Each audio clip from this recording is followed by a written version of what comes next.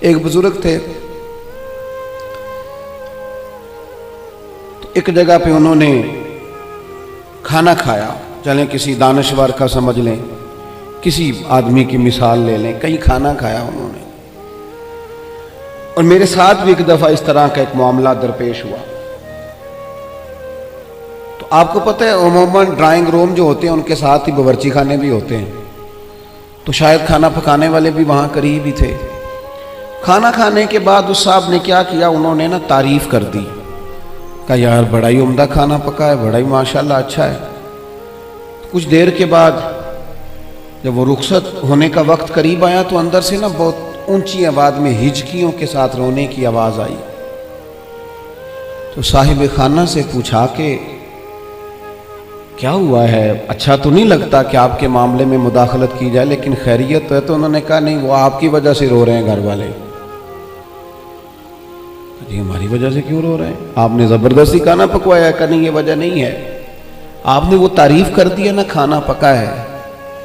تو وہ جو بچی اس گھر میں کھانا پکاتی ہے، جو بہو بن کے آئی ہے، وہ کسی غریب گھر سے ہے، غریب رشتہ داروں سے۔ تو وہ کہتی ہے کئی سال بیت گئے مجھے اس گھر میں نوکری کرتے، ساس کی بھی، سسر کی بھی، دیور کی بھی، جیٹھ کی بھی، سب کی، لیکن آج تک کسی نے یہ دو جملے نہیں بولے کہ تو نے اچھا کام کیا ہے۔ آج مجھے یہ سننے کو ملا ہے کہ تو نے اچھا کام کیا ہے، تو کچھ عجیب سی اپنائیت، یار کسی کی بیٹی ہے وہ بھی جو ہمارے گھر آئی ہے، وہ بھی کسی کی بیٹی ہے، اتنا پیار بھی کرنے کو ہم تیار نہیں ہیں کہ دو لفظ شاباشی کے ہو جائیں، کیا بات، اس نے گرمی میں کھڑے ہو کے سب کے لیے کھانا پکایا۔ وہ کہتے ہیں یہ جملے اتنے دو جملوں نہیں، میری آنکھوں میں آنسو پیدا کر دیے۔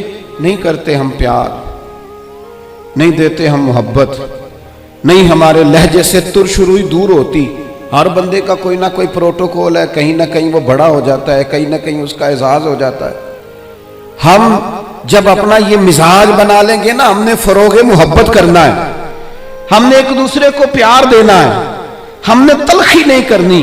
وہ دیکھیں ایک بندے سے گلاس ٹوٹ گیا ہے ملازم سے، تو اس کے مالک نے کہا ہے تو نے سیٹ خراب کر دیا ہے، تو دیکھ کے نہیں چلتا، تو جب بھی کرتا ہے نقصان ہی کرتا ہے۔ وہ بندہ پریشان ہو گیا ہے، اور پریشانی اس کی ختم نہیں ہوئی، یہ اتنی دیر ختم نہیں ہوگی جتنی دیر اس مہینے کی تنخواہ نہیں ملے گی، کیونکہ اسے ڈر ہے کہ کہیں پیسے کاٹ نہ لیے جائیں۔ لیکن ایک شخص کے ہاتھ سے 3-4 گلاس ٹوٹ گئے ہیں، تو مالک نے دیکھتا ہی کہا بھائی ٹینشن نہ لینا، ٹوٹنے والی چیز تھی ٹوٹ گئی، میرے بچے بھی تو توڑ دیتے ہیں، میرے سے بھی کئی دفعہ ٹوٹ جاتی ہے، آپ پریشان نہ ہو، اللہ خیر کرے گا۔ یہ چیز اس بیچارے کو رات سکون کی نیند دے دے گی، لیکن ہم اس کے لیے تیار نہیں ہوتے، اپنے لہجوں میں محبت پیدا نہیں کرتے۔ فروغ او ملت کے جوانوں، ماں باپ سے پیار کرنا شروع کر دو، 1 گھنٹہ ٹائم دینا شروع کر دو، ان کے پاس بیٹھنا شروع کر دو، ان کی دوائیاں کم ہونی شروع ہو جائیں گی، بغیر ڈاکٹر کے بڑی ساری چیزوں سے قرار آنا شروع ہو جائے۔ ماں سے محبت سے بات کرنی شروع کر دو، وہ جو کہے منوان قبول کرنا شروع کر دو، والد کی بات سنو۔ ہم مخدوم بن کے جینا چاہتے ہیں، سارے ہمارا اعزاز کریں، خادم بن کے جینا شروع کرو، ڈیوٹی کرنی شروع کرو، ماں باپ کی، بہن بھائیوں کی، پھر بیوی بچوں کی، دوست احباب کی، رشتہ داروں کی ڈیوٹی کرنی شروع کرو، محبتوں کو فروغ دو، پیار بانٹنے سے بڑھ جایا کرتا ہے۔ حدیث پاک سنو، دل ٹھنڈا ہوگا۔ سیدہ عائشہ صدیقہ رضی اللہ تعالیٰ عنہ فرماتی ہیں، اللہ کے محبوب علیہ السلام اتنا خیال فرماتے، ایک دن مجھ سے فرمانے لگے عائشہ جب آپ مجھ سے راضی ہوتی ہیں پھر بھی مجھے پتہ چل جاتا ہے، اور جب آپ کے دل میں کوئی بات ہوتی ہے تو پتہ مجھے پھر بھی چل جاتا ہے۔ کہتی میں نے فٹافٹ عرض کی حضور مجھے میری ماں روئے میں اور آپ سے ناراض؟ حضور نہیں آپ، میں تو کب محبوب فرمانے لگے کروں پھر بات، یا رسول اللہ کیجئے۔ تو سیدہ فرماتی ہیں محبوب فرمانے لگے عائشہ کبھی کبھی قسم اٹھاتی ہو؟ میں نے کہا یا رسول اللہ اٹھاتی ہوں۔ تو فرمایا جب راضی ہوتی ہو تو کہتی ہو مجھے محمد عربی کے رب کی قسم صلی اللہ علیہ وسلم، اور جب تمہارے دل میں کوئی بات ہوتی ہے پھر کہتی ہو مجھے حضرت ابراہیم خلیل کے رب کی قسم۔ پھر جناب خلیل کی نسبت سے اللہ کی قسم اٹھاتی ہو۔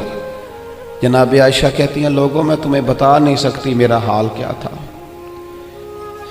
میری روح کی پرواز کیا تھی۔ یا رسول اللہ صلی اللہ علیہ وسلم، آپ جملوں سے پتہ کر لیتے ہیں آج کل کوئی کیا سوچ رہا ہے، اس کے لفظوں سے اندازہ کر لیتے ہیں کہ اس کی قلبی کیفیت کیا ہے۔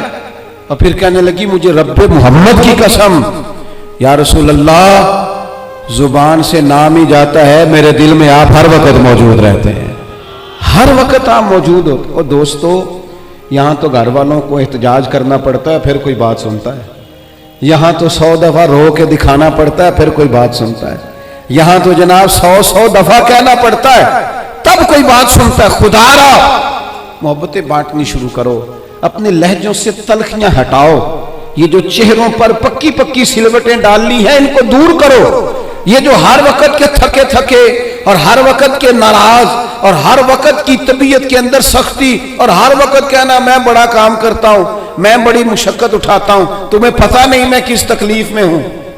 اور میرے بھائی ساری دنیا ہی پریشان رہتی ہے، لیکن کچھ لوگ ایسے ہوتے ہیں جو پریشانیاں ذرا ہنس کے گزار لیتے ہیں، کچھ لوگ ایسے ہوتے ہیں جو پریشانیاں اپنے تک رکھ لیتے ہیں، دوسروں کو تکلیف نہیں دیتے۔ ہم کیا کرتے ہیں، ہم ساری ٹینشنیں دوسروں پہ ڈالنا چاہتے ہیں۔ اپنے لہجوں میں پیار پیدا کرو، اپنے لہجوں میں۔ پتہ ہے حضور نے کیا فرمایا؟ محبوب فرمانے لگے 3 کام کرو ایماندار ہونے کا ذائقہ نصیب ہوگا۔ ایک ہوتا ہے کھانا، ایک ہوتا ہے مزیدار کھانا، ایک ہوتا ہے مومن۔ ایک وہ مومن ہوتا ہے جسے مومن ہو جانے کا مزہ آئے، مزہ آ گیا بھائی مومن ہونے کا۔ کریم فرمانے لگے 3 کام کرو تمہیں مومن ہونے کا مزہ آئے گا۔ 3 کام کرو۔ یا رسول اللہ کون سے؟ فرمایا ایک تو ہر چیز سے بڑھ کے اللہ رسول سے محبت کرو، پیار کرو، رب رسول سے پیار کرو۔ یہاں حضور نے یہ نہیں فرمایا نماز پڑھو، یہ نہیں فرمایا روزہ رکھو، یہ نہیں فرمایا حج کرو، خیرات کرو، وہ کام بھی اپنی جگہ پہ بڑے ضروری ہیں، وہ بھی فرض عین ہیں، ان کے بغیر بھی 1 منٹ کے لیے گزارا نہیں۔ لیکن فرمایا اگر ان چیزوں کا مزہ لینا ہے نا، ادھر دیکھیے میری طرف، اگر ان چیزوں کا مزہ لینا ہے نا، کہ نماز مزیدار ہو جائے، روزہ مزیدار ہو جائے، سخاوت مزیدار ہو جائے، حج مزیدار ہو جائے، فرمایا اگر چاہتے ہو مومن ہونے کا مزہ آئے تو ہر چیز سے بڑھ کے اللہ رسول سے محبت کرو۔ یہ بخاری مسلم دونوں میں موجود ہے۔ اور فرمایا دوسرا کام یہ کرو کہ جس سے بھی محبت کرو نا، اللہ رسول کے لیے کرو، چھوڑ دو ذاتی لالچ، چھوڑ دو 1 منٹ کے لیے بھی اپنا ذاتی نہ، فقط اللہ رسول کے لیے، فقط رضا الہی کے لیے محبت کرو۔ اور تیسرا حضور فرماتے ہیں مسلمان ہونے کے بعد، کلمہ پڑھنے کے بعد کفر کی طرف جانا اتنا ناپسند کرو جتنا آدمی آگ میں جانا ناپسند کرتا ہے۔ یہ 3 کام کرو تمہیں مومن ہونے کا مزہ آئے۔ اگر کبھی پیار والا لہجہ بنا لیں، اگر کبھی تلخی چھوڑ دیں، اگر کبھی اپنے مزاج سے وہ ساری چیزیں دور کر دیں اور ہم رب رسول سے صحیح والا پیار کریں، تو آپ یقین کریں پھر بندہ قرآن پاک شروع کرتا ہے تو اس کا تلاوت چھوڑنے کو دل نہیں کرتا، پھر وہ سجدے میں سر رکھتا ہے، پیار ہو گیا نا اللہ رسول سے، پھر وہ سجدے میں سر رکھتا ہے تو اٹھانے کو جی نہیں چاہتا، پھر وہ دین کی نوکری کرتا ہے تو اس کا دل کرتا ہے صبح بھی دین کی بات کروں، شام بھی دین کی بات کروں، میرا ایک ایک روما خادم بن جائے، میں نوکری کروں، جگہ جگہ جا کر رسول اللہ کے دین کی بات کروں۔ کیوں؟ پیار جو ہو گیا، محبت جو ہو گئی۔ جب آپ کے لب و لہجے میں پیار سرائیت کر جائے، آپ کو پتہ ہے پھر اس محبت کو آگے بڑھانے کا کہا گیا ہے۔ حضور نے فرمایا میرے صحابہ سے بھی محبت کرو کیونکہ میرے صحابہ ہیں، پھر ان سے بھی پیار کرو، ان کے بارے میں تمہارے دلوں کے اندر عقیدت کے جذبات ہوں۔ اور پتہ کس طرح کی عقیدت؟ شوق والی عقیدت۔ میرا اور آپ کا دور بحث کا دور ہے، اور بعض ایسے بیوقوف ہیں جو اپنی حیثیت نہیں دیکھتے اور اپنی ذاتی بحث کو اٹھا کے نبی پاک کے صحابہ اور اہل بیت تک لے جاتے ہیں۔ اور یار تیری تو حیثیت ہی نہیں ہے تو ان پر بات کر سکے، تو دیکھ تو صحیح ہے وہ لوگ ہیں جنہیں اللہ نے اپنے نبی کی غلامی کے لیے منتخب فرمایا، اللہ نے جن کا انتخاب کر کے حضور کے دور مبارک میں جنہیں رکھا۔ تو ان لوگوں کے بارے میں کلام کر رہا ہے. عقیدت، پیار صحابہ سے عقیدت، اور اس عقیدت کے اندر وارفتگی. حضور کے صحابہ ہجرت کر کے گئے تھے حبشہ.